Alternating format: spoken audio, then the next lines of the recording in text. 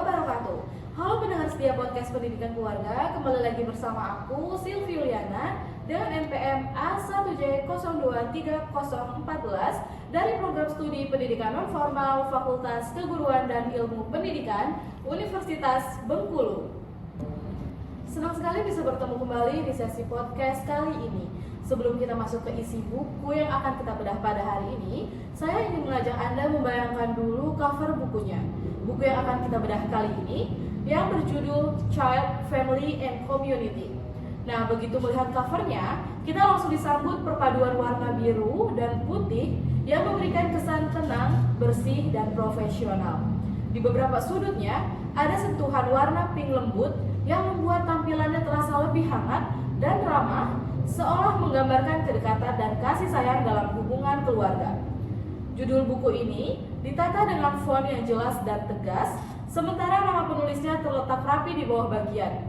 Kesederhanaannya justru membuat buku ini tampak modern dan mudah didekati, benar-benar mencerminkan isi bukunya yang membahas hubungan harmonis antara anak, keluarga, dan komunitas. Nah, hari ini kita akan menyelami isi buku tersebut, membahas bagaimana anak tumbuh, belajar, dan dipengaruhi oleh keluarga serta lingkungan sekitarnya, khususnya dalam konteks pendidikan keluarga dalam pendidikan non-formal. Masuk ke dalam bab 1 yang berjudul Theories that Help Us Understand Families. Nah, di bab ini, penulis mengenalkan berbagai teori yang membantu kita memahami bagaimana keluarga bekerja sebagai sistem yang hidup dan dinamis. Nah, ada teori Bronfenbrenner dengan bioecological modelnya yang menjelaskan bahwa anak hidup di dalam berbagai lapisan pengaruh, mulai dari keluarga, sekolah, masyarakat, hingga kebijakan sosial. Nah, setiap lapisan itu saling mempengaruhi seperti lingkaran yang terus berputar di sekitar kehidupan anak. Lalu ada family system theory yang memandang keluarga itu seperti sebuah mesin dengan banyak bagian saling terhubung. Nah, kalau satu bagian itu terganggu, bagian lainnya juga akan ikut berubah. Nah, selanjutnya kita juga diajar nih mengenal fungsionalis yang menekankan peran dan fungsi tiap anggota keluarga.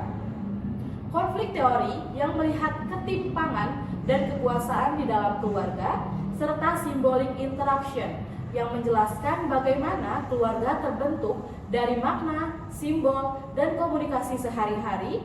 Selain itu juga, penulis juga mengulas teori perkembangan dari Fred, Erikson, Piaget, dan Vygotsky yang menjelaskan bagaimana anak itu memahami diri dan dunia melalui proses psikologis dan sosialnya. Selanjutnya masuk ke dalam bab 2 nih. Nah, di bab 2 ini judulnya yaitu How Children Learn and Understand Their World. Nah, bab ini membahas bagaimana anak-anak belajar memahami dunia melalui proses sosialisasi. Penulis memperkenalkan 6 agen penting. Yang pertama yaitu ada keluarga, teman sebaya, sekolah, tempat kerja, pemerintah, dan media massa.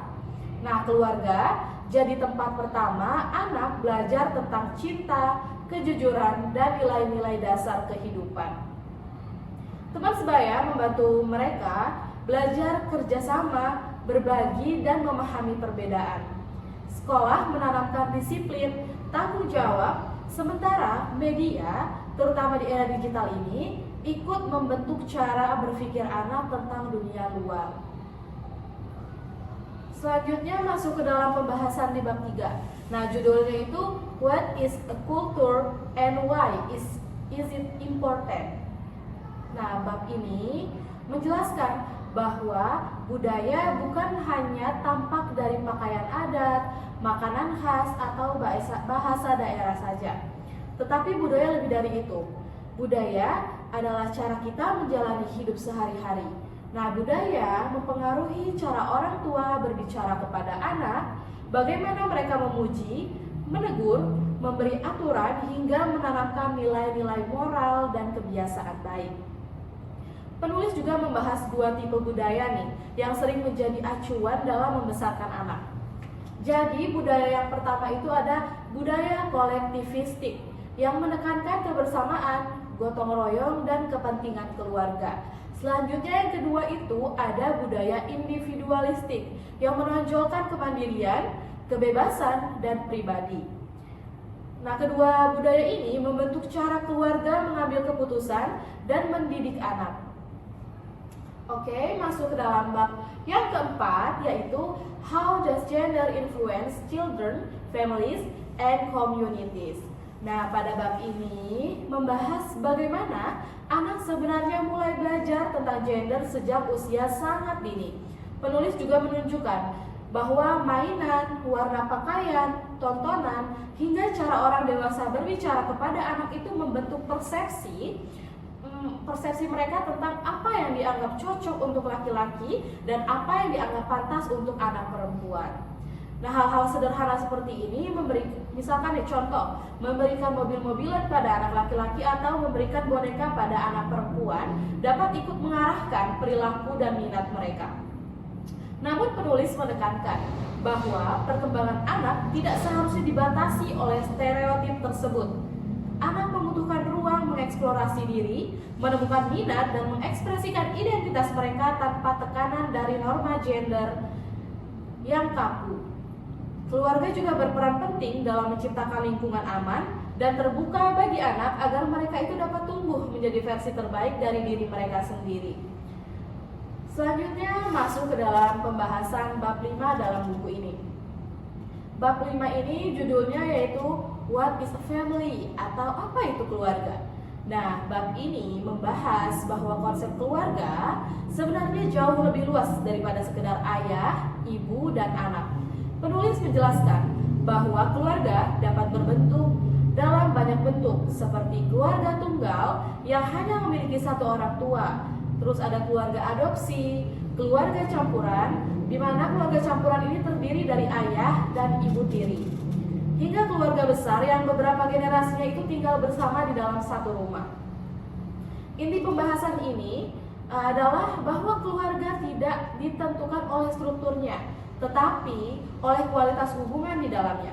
Yang membuat keluarga berfungsi adalah adanya cinta, dukungan, rasa aman, dan kebersamaan, bukan hanya sekedar siapa saja yang tinggal di dalam rumah tersebut. Baik, kita akan melanjutkan ke dalam bab 6, di mana bab 6 ini judulnya A Closer Look at Parenting.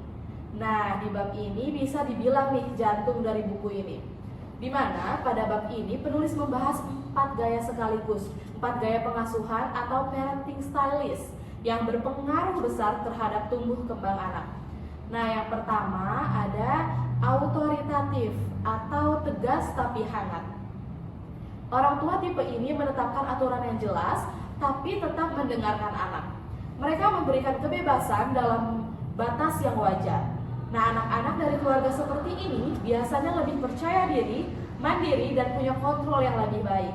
Selanjutnya yang kedua ada autoritarian atau otoriter dan keras. Orang tua di sini menuntut kepatuhan mutlak dan jarang memberikan ruang dialog kepada anak. Nah, anak-anak cenderung patuh tapi bisa juga merasa takut, cemas, atau kesulitan mengambil keputusan. Selanjutnya yang ketiga ada gaya pengasuhan permisif atau terlalu bebas. Di sini orang tua memberikan kebebasan tanpa batas dan jarang menegakkan aturan. Anak-anak mungkin kreatif tapi seringkali kesulitan mengendalikan diri dan memahami tanggung jawab. Selanjutnya yang keempat ada model pengasuhan neglectful atau acuh tak acuh. Ini adalah gaya pengasuhan yang paling beresiko karena orang tua itu kurang hadir secara emosional maupun fisik. Anak-anak bisa merasa kesepian dan kehilangan arah. Menurut penulis, gaya autoritatif adalah paling ideal karena menghubungkan kasih sayang dengan kedisiplinan yang sehat. Masuk ke dalam bab 7 nih, judulnya Building Trusting Collaborative Relationship with Families. Nah, bab ini menekankan bahwa pendidikan anak tidak bisa berhasil tanpa kolaborasi antara pendidik dan keluarga. Penulis juga menjelaskan bahwa hubungan yang baik harus dibangun atas dasar kepercayaan. Ketika orang tua percaya pada pendidik nih, mereka akan lebih terbuka, lebih terlibat, dan lebih siap bekerja sama demi perkembangan anak.